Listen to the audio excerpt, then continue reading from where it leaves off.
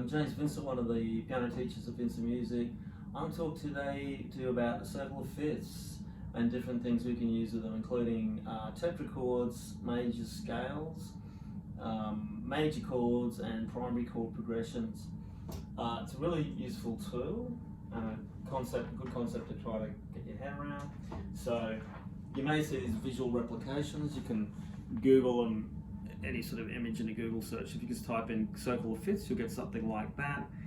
It's like there's a whole lot of all the letters of the keyboard, the 12 different tones, the 12 notes, presented as like a clock, broken into 12 parts, going around like that. The basis is, if you start at C at the top here, you go up a fifth, you get G. You go up a fifth, another fifth, you got D, and you follow all the way around until you go back to C again. I'll give you a quick demo of the piano. The first thing to try out is starting at C, going up a fifth, G, D, A,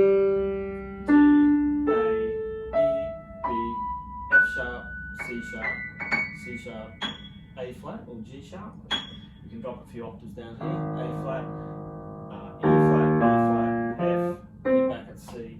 So remember, a perfect fifth, although we can count 1, 2, 3, 4, 5 on a piano, strictly speaking, it's 7 semitones big. 1, 2, 3, 4, 5, 6, 7. So when you're getting to places where the white swaps to the black keys, like from B, 7 semitones up is actually the F sharp, not the F, which is sometimes a confusing thing. 1, 2, 3, 4, 5, 6, 7. So at the B to the F sharp, that's the switch point to the black, and then you're on black keys, F sharp, C sharp, A flat, B flat, B flat, and again with the letter B, B is usually the signal to swap back from black to white, white to black. So on B flat, the next fifth up is an F, which is you're going from a black to a white key. So that's the first thing to practice, going through all the notes of the circle of fifths. Back to C again. There's some interesting patterns that you can learn about here with pitch and things. So let's talk about tetrachords. So for those that don't know what a tetrachord is, it's 4 notes. Sounds like the Addams Family. It has a pattern of tone, tone, semitone. So C is an easy one to start with. It's C, D, E, F. So what we can do is learn to practice and every tetrachord around the circle of fifths starting at C. So you can go C, then to G, D. So always remembering that there's a semitone on the last 2 notes. That's an easy way to remember it. Semitone at the end, B, swapping to the F sharp key.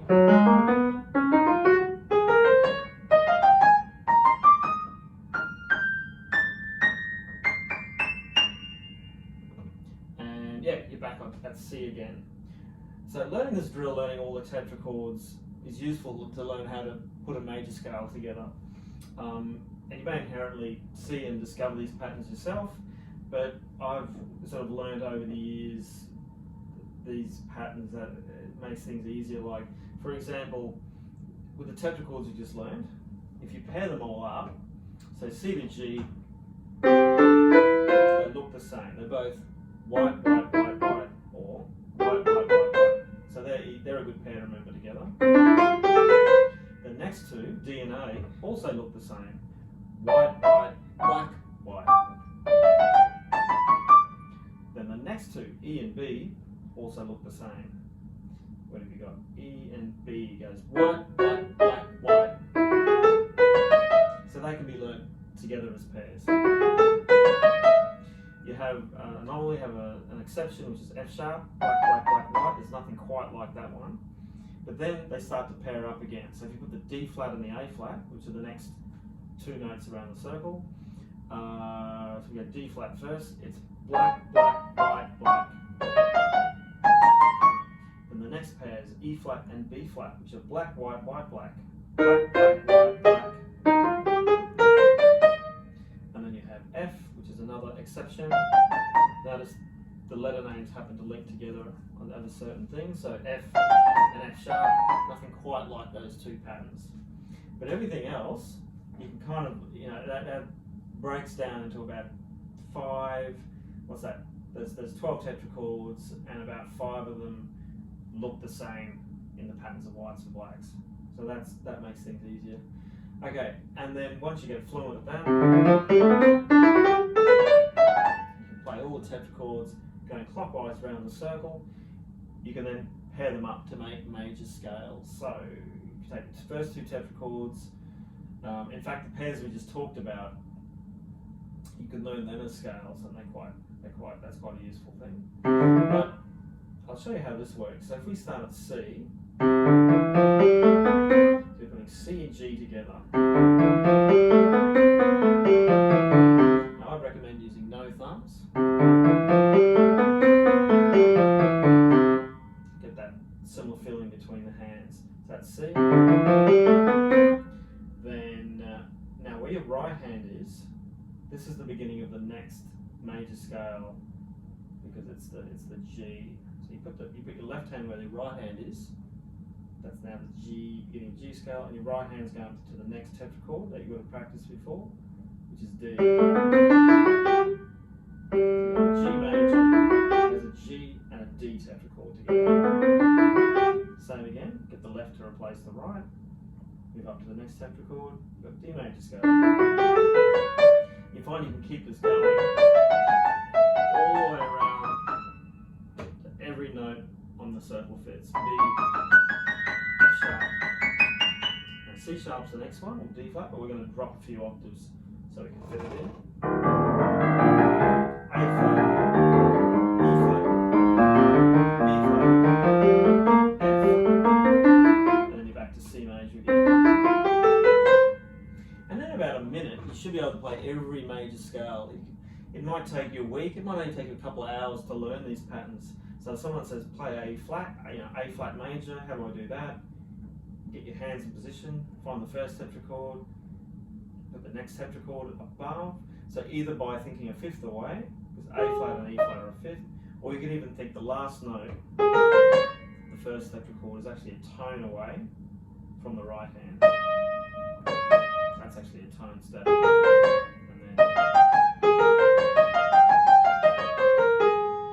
And then this is designed so you can find any major scale you want to. You can then branch off into minors. Natural minors is a good starting point. Then harmonic minors, melodic minors, even modes. Learning them in all keys. But that's useful. So you start with your tetrachord build. Then you put the 2 tetrachords together, make the major scale, and I practice on actually up and down.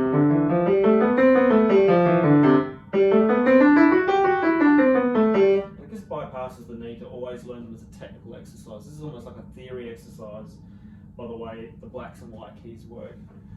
Alright, and now another pattern we add to this, now some of you may have seen before either in lessons or in other tutorials I've done about the circle fifths. So you can make the major patterns, the major chord patterns.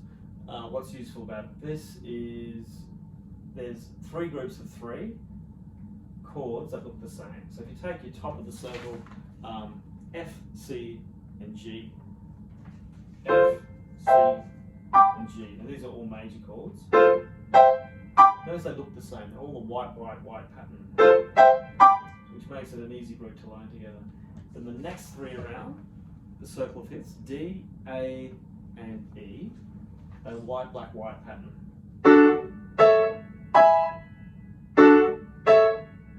That means you've already got, you can learn a pattern, and you've already learned 6 of the major chords, 6 of all the possible, half of all the possible major chords you can do in music on the piano. That's half of the circle. You've then got an exception. We'll leave B out for now, and we'll leave out F sharp, which is also an exception. But if you go D flat, A flat, E flat trio, you will get black, white, black, the inverse of the other ones we just learned.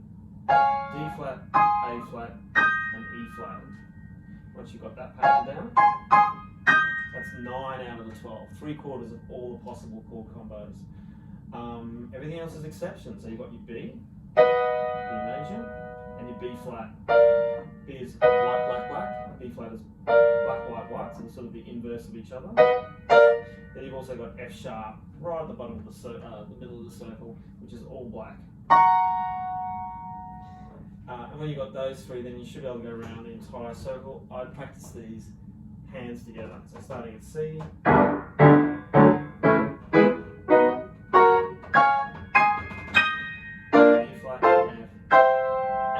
Top again. You should be able to do that under about 10 seconds, but even if you can do it under 30 seconds, that's a good start to get familiar with playing any major chord. And then if you're applying and make the minor chords, you just take that middle note and lower it a semitone and apply it to all the same ones again.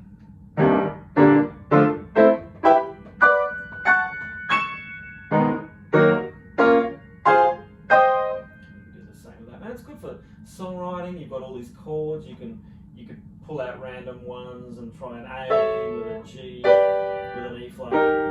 Try to make that.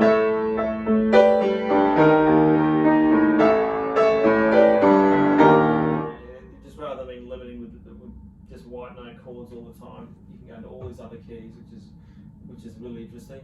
Now, another useful thing about the circle of fifths.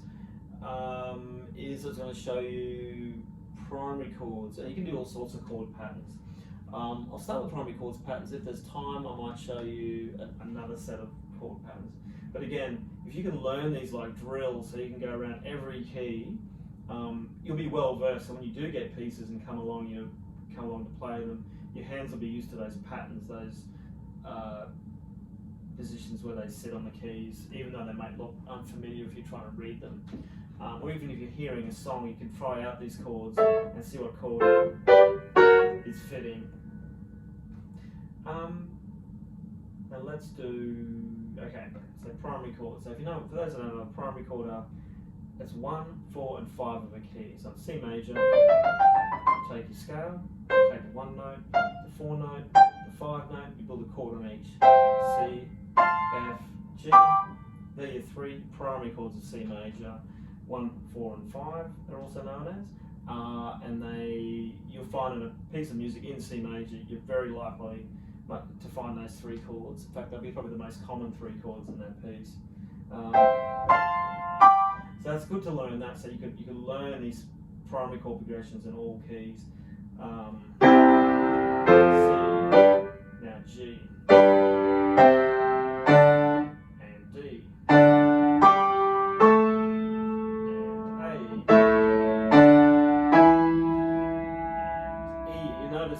The one you finished on, the 5, is actually the beginning of the next one. Because it's the next 5th row of the circle. E, A,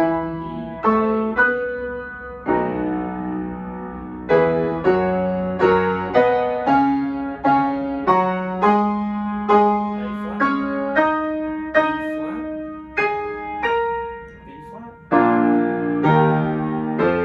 F, and you're back to C again.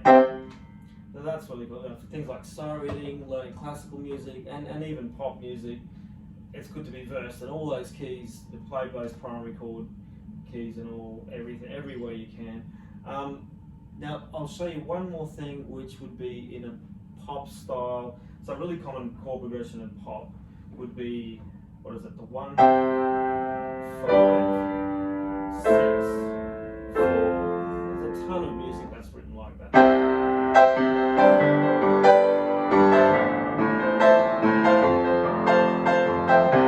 But rather than going through examples now, it's like you've just learned the primary chords, 1, 4, and 5, and now you've got a 6. Now the pattern though, rather than going 1, 4, 5, 6, we're going to go 1, 5, 4, 6, or even better, the 5 going down. 1, 5, 6, 4. And then learning that in all keys. So we go C major, and then you do G major, D major, E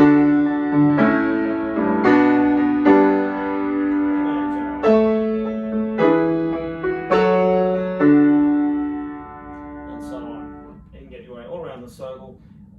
there's all these other things you could be doing. So rather than just learning all the chords in root position, you might do all the inversions of the major chord in all keys. So you might go C, inversions, then G, and then D. The drills that take you through everything. The reason why the circle of fifths is useful to learn, because often the keys relate to each other, often in songwriting or composition. When you change from one chord to the next, going 1 to 5, going C to G, or going down to the 4 chord or 5th down is a much more common progression than say next door chords. So it's useful to learn it that way.